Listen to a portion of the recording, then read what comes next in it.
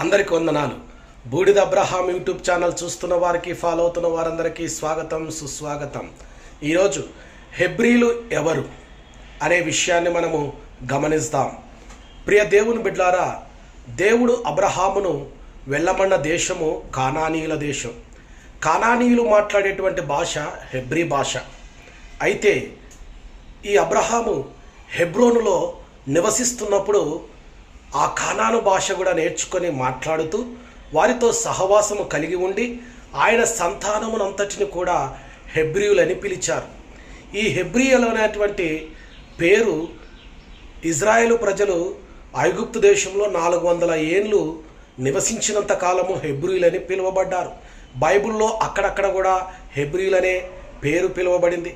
కొత్త నిబంధనలో కూడా హెబ్రీయుల గురించిన ప్రస్తావన ఉంది. భాషను బట్టి, అబ్రహాము యొక్క సంతానాన్ని బట్టి పేరు వచ్చింది.